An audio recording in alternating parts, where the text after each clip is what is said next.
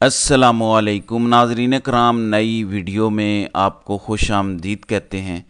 बहुत बड़ी ख़बर है, बल्कि मैं कहूँगा कि लड़का अपनी एक्सटेंशन पक्की कर गया है। मैं काजी साहब की बात नहीं कर रहा।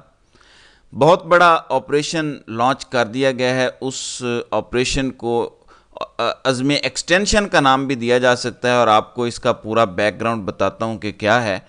लेकिन पहले मैं आपको एक दिल छू लेने वाली तकरीर के चंद सेकंड सुनाना चाहता हूं जो शहरयार अफरीदी ने कुछ दिल की बातें की हैं असम्बली फ्लोर पे। ये चंद सेकंड सुनना बड़ा ज़रूरी है ताकि हमें समझ आए कि यहाँ पर फ़र्द वाहिद क्या कर रहा है पाकिस्तानियों के साथ, माओ बहनों और बेटियों के साथ। ये ज़रा सुनिए। अब मेरी बड़ी बेटी को घसीटा गया,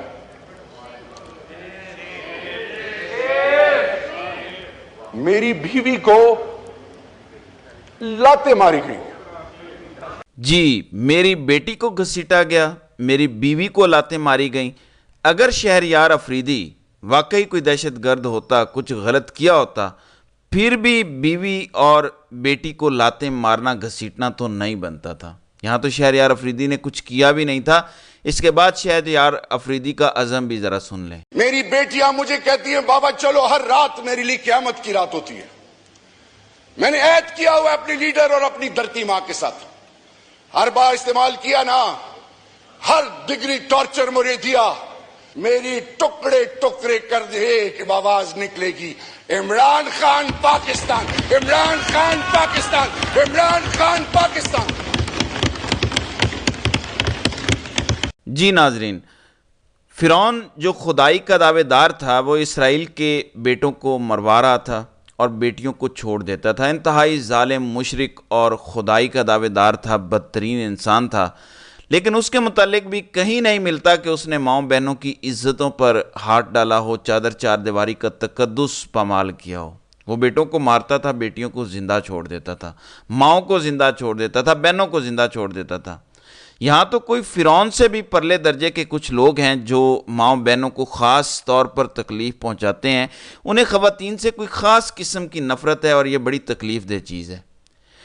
नाज़रीन इकराम, आपको इलेक्शन कमीशन का एक झूठ दिखाता हूँ, फिर आते हैं ऑपरेशन अज़्म एक्सटेंशन पर। लड़का वाकई एक्सटेंशन ले गया है, उस पर बात करते हैं। और ये पाकिस्तान के लिए तबाहकुन सूरत हाल है। इलेक्शन कमीशन ने सुप्रीम कोर्ट को अपना जवाब जमा करवाया है सुन्नी इत्तेहाद कौंसिल की जो मखसूस नशिस्तें चोरी की गई हैं उस केस में। ये केस फुल कोर्ट सुन रही है। इसमें इलेक्शन कमीशन ने कुछ बातें की हैं। फॉर एग्जांपल, एक ये प्ली ली है उन्होंने कि सुन्नी इत्तेहाद कौंसिल का अपना आइन ये कहता है कि कोई गैर मुस्लिम उसका मेंबर नहीं बन सकता। अब क्योंकि सुन्नी इत्तेहाद कौंसिल का गैर मुस्लिम मेंबर बन ही नहीं सकता, ये उसकी अपनी पार्टी का आइन है, तो हम उन्हें अक़लियतों की नशिस्तें तो नहीं दे सकते वैसे ही। दूसरा, जो आज़ाद अरकान सुन्नी इत्तेहाद कौंसिल में शामिल हुए, उन्होंने खुद अपने नॉमिनेशंस वापस लिए थे जब उन्होंने तहरीक इंसाफ नज़रियाती में शमूलियत इख्तियार की और ख़ुद अपने फॉर्म वापस लिए, यानी खुद दस्तबरदार हुए थे उससे। इसलिए हमने उन्हें आज़ाद डिक्लेयर किया था। ये इलेक्शन कमीशन ने प्ली ली है, लेकिन यहीं पर इनका झूठ पकड़ा जाता है। यह है वो ऑर्डर जब तहरीक इंसाफ ने बल्लेबाज का निशान जमा करवाया था और बल्लेबाज वाली पार्टी के चीफ को जब तक अगवा नहीं किया था ISI वालों ने, तो तहरीक इंसाफ वाले बल्लेबाज के निशान पर इलेक्शन लड़ने जा रहे थे। इलेक्शन कमीशन ने फ़ौरन यह ऑर्डर जारी किया था। सिकंदर सुल्तान राजा ने कहा था कि अगर आप पहले किसी और पार्टी के मेंबर हैं, तहरीक इंसाफ छोड़ी तो नहीं थी लोगों ने, लोग तो उसी के मेंबर थे, तो बल्ले का निशान नहीं था लेकिन पार्टी वही थी। फिर तहरीक इंसाफ वालों ने नज़रियाती वाला वापस कर लिया, बजाय इसके कि सिकंदर सुल्तान राजा कहता कि मैं आपको तहरीक इंसाफ का ही कह रहा हूं, उसने आज़ाद डिक्लेयर कर दिया। देखो, अगर तुम खुद कह रहे हो कि वो नज़रियाती में नहीं जा सकते क्योंकि वो तो किसी और पार्टी के मेंबर हैं, तो फिर तुम उन्हें आज़ाद कैसे डिक्लेयर कर रहे हो? लेकिन बज़ाहिर ऐसा नज़र आता है कि ये 2-3 पॉइंट्स खुद काजी साहब ने मुबैना तौर पर बनाकर दिए हैं इलेक्शन कमीशन और इस्टेब्लिशमेंट को कि ये वाले पॉइंट्स लेकर आओ, आगे मैं मामला संभाल लूँगा।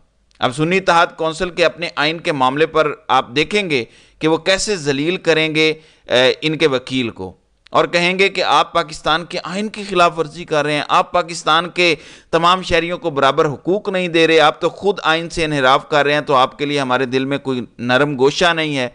तो काजी साहब بڑی گیم ڈالیں گے اور اس طریقے سے گھمائیں گے کیس کو اور کہیں گے کہ اب ہم آئین اور قانون پر چل سکتے ہیں، ہم اپنی مرضی سے تو فیصلہ نہیں دے سکتے، تو میں آپ کو پہلے ہی گیم سمجھا چکا ہوں، جو راوی پہلے ہی بتا چکا ہے کہ کیا ہونی ہے۔ یہ تو کلیئر ہو گیا معاملہ کہ الیکشن کمیشن نے جھوٹ بولا ہے، ظاہر ہے کہ وہ کلا کوشش کریں گے بتانے کی، لیکن یہاں بڑی ذمہ داری فل کورٹ بینچ کی ہے، جو وہاں پہ ججز ہیں وہ اس طرف توجہ دلائیں کہ الیکشن کمیشن جھوٹ بول رہا ہے، اور قاضی صاحب مسلسل الیکشن کمیشن کے ہر جھوٹ کا دفاع کرتے رہے ہیں اور ان کے حق میں فیصلے دیتے جا رہے ہیں۔ پاکستان کی 76 سالہ تاریخ میں کبھی کسی الیکشن کمیشن کے فیور میں کسی سپریم کورٹ نے اتنے فیصلے نہیں دیے جتنے جب سے قاضی صاحب آئے ہیں ہوئے ہیں۔ پہلے ہی یہ فیصلہ ٹاؤٹ بتا چکا ہے کہ سیٹیں سنی اتحاد کونسل کو نہیں ملنی، اب اگر ان کو نہیں دینی تو پھر پی ٹی آئی کو ملنی چاہیے، جو پی ٹی آئی کا حق ہے۔ تو دیکھتے ہیں کہ صورتحال کس طرف جاتی ہے، لیکن یہ جھوٹ اتنا ننگا ہے کہ یہ چھپائے چھپے گا نہیں، اور اب تو مداخلت کا بھی ایک اور ثبوت آ چکا ہے، قاضی کے لیے آسان نہیں ہوگا۔ ناظرین کرام، آپ ایک اور کلپ ملاحظہ کریں، یہ سوال ہے جو پوری قوم پوچھ رہی ہے کیونکہ اس سے جڑا ہوا ہے، باقی سب یہ ذرا سنیں۔ کہ انٹیلیجنس ایجنسیز بالخصوص آئی ایس آئی کا بجٹ ہمیں بتائیں، آیا کہ آپ کا ویگو ڈالوں پہ وہ لگ رہا ہے اور پاکستان تحریک انصاف کے ساتھیوں کے پیچھے وہ ویگو ڈالے لگ رہے ہیں، یا ہمارے پریس کے ساتھیوں کے پیچھے لگ رہے ہیں، یا پھر حبیب اکرم صاحب کے پیچھے لگ رہے ہیں، یا حامد میر صاحب کے پیچھے لگ رہے ہیں، یا ہمارے باقی ساتھیوں کے پیچھے لگ رہے ہیں، یا ان دہشت گردوں کے پیچھے وہ لگے ہوئے ہیں۔ وی مسٹ اینالائز اٹ جناب اسپیکر۔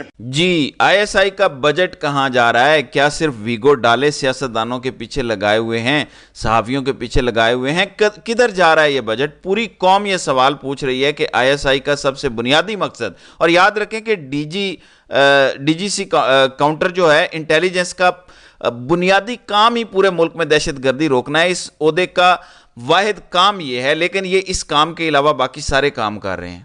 تو یہ بڑی خطرناک صورتحال ہے، اور اسی سے کنیکٹڈ آج پاکستان نے ایک اور آپریشن کا فیصلہ کیا ہے دہشت گردی کے خلاف۔ ناظرین کرام، چین نے ہمیں کہا کہ ملک میں استحکام لے کر آؤ، دہشت گردی کو ختم کرو۔ ہم نے اس کا ترجمہ یہ نکالا کہ ہم دہشت گردی کے خلاف آپریشن کریں گے، اور اس کا نام ہم رکھیں گے عزم استحکام۔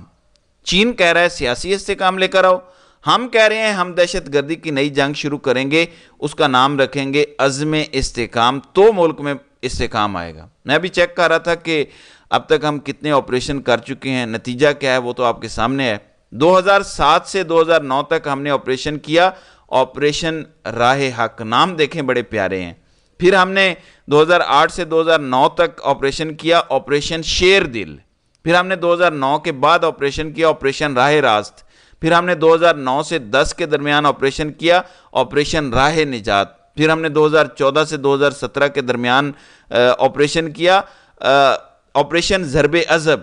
پھر ہم نے آپریشن خیبر بھی بیچ میں شروع کیا 2014 سے 2017 کے دوران۔ پھر آپریشن رد الفساد شروع ہوا جو 2017 سے اب تک جاری ہے، اور اب ایک نیا آپریشن شروع ہو رہا ہے، آپریشن عزم استحکام، یعنی استحکام ہم لائیں گے ایک اور دہشت گردی کی جنگ شروع کر کے، اور یہ جنگ ہم کریں گے افغانستان کے ساتھ۔ امریکہ بھی کھا چکا، برطانیہ بھی آج سے 200 سال پہلے کھا چکا، اب ہمارا کھانا باقی ہے، روس بھی کھا چکا۔ اب ہم افغانستان سے جنگ لڑنے جا رہے ہیں جس کا نام ہوگا عزم استحکام۔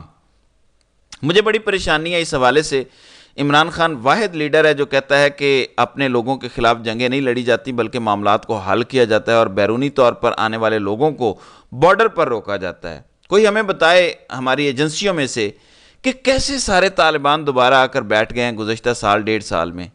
کرم میں لوگ چیخیں مار رہے ہیں کہ وہاں تو پورا طالبان کا کنٹرول ہے، اور کتنے ایریاز ہیں بارڈر سے لنکڈ جہاں پہ طالبان کا فل کنٹرول ہے۔ یہ کیسے ہو گیا؟ کون ان کو لے کر آیا؟ بارڈر پہ تو باڑ لگی ہوئی ہے، ہر طرف ہمارے جوان کھڑے ہوئے ہیں، تو ان کو کون لے کر آ رہا ہے؟ اور وہ بھی امریکن اسلحے سمیت لے کر آ رہا ہے۔ اتنا ماڈرن اسلحہ ہے کہ پاکستانی فوج کے پاس بھی وہ اسلحہ نہیں ہے۔ تو ناظرین کرام، اس کا نتیجہ بڑا بھیانک نکل سکتا ہے پاکستان کے لیے۔ ہر دہشت گردی کی جنگ کے بعد پاکستان میں حالات زیادہ خراب ہوتے ہیں، دہشت گردی بڑھ جاتی ہے، حملے زیادہ ہوتے ہیں، شہر زیادہ غیر محفوظ ہو جاتے ہیں، ہمارے جوان شہید ہوئے ہیں، افسران شہید ہوئے ہیں، پولیس والے شہید ہوتے ہیں، عام عوام سب سے زیادہ شہید ہوتی ہے۔ ہماری اگر 20 سالہ دہشت گردی کی جنگ میں 5000 یا 8000 فوجی جوان شہید ہوئے ہیں تو 1 سے 1.5 لاکھ عام سویلین شہید ہوئے ہیں۔ ہر ایک فوجی جوان یا افسر کے بدلے میں 20 سے 30 سویلین جام شہادت نوش کرتے ہیں۔ ناظرین کرام، جو اصل گیم بیچ میں سمجھ آ رہی ہے کہ جب آپریشن ہو رہا ہوگا، جب ایک جنگ چل رہی ہوگی، تو جنگ کے دوران سپہ سالار تو نہیں بدلا جاتا، پھر تو ایکسٹینشن دینا مجبوری ہو جاتا ہے۔ یہ تو ملک کے وسیع تر مفاد میں ہوتا ہے، اس کو ذرا سمجھیں آپ۔ اب یہ ایک جنگ شروع ہونے جا رہی ہے، تو جنگ کے دوران تو سپہ سالار نہیں بدلے جاتے، تو ایکسٹینشن تو ڈن ہو چکی ہے، ہونی 2025 میں تھی نومبر میں، لیکن جو آپریشن ابھی شروع ہوا ہے وہ سال سوا سال میں تو ختم نہیں ہو جائے گا، وہ کم از کم 3-4 سال چلے گا، اس لیے ایکسٹینشن کو آپ فی الحال پکا سمجھیں۔ جبکہ پاکستان کے اگلے سیاسی حالات کا نتیجہ 25 سے 26 تاریخ تک نکل آئے گا، اینڈ آف جون تک ہمیں پتہ چل جائے گا کہ مخصوص نشستوں کے کیس میں کیا فیصلہ آنا ہے، کیونکہ اس کے بعد جہاں ایک یہ ایکسٹینشن پکی ہو گئی ہے، اس کا فیصلہ اگر قاضی صاحب اپنی مرضی سے لینے میں کامیاب ہو گئے اور الیکشن کمیشن کے ساتھ کی گئی ساز باز کامیاب ہو گئی اور سارے ججز ربر سٹمپ بن گئے، تو پھر قاضی صاحب کی ایکسٹینشن بھی پکی ہے۔ پھر ایک ایسا روتھ لیس پاکستان میں مارشل لا لگے گا جو ابھی کے موجودہ مارشل لاؤں کو بھی پیچھے چھوڑ جائے گا۔ وہ جبر اور ظلم کا بازار یہاں گرم ہوگا کہ لوگ پاکستان سے زندہ نکلنے کے لیے بھاگیں گے۔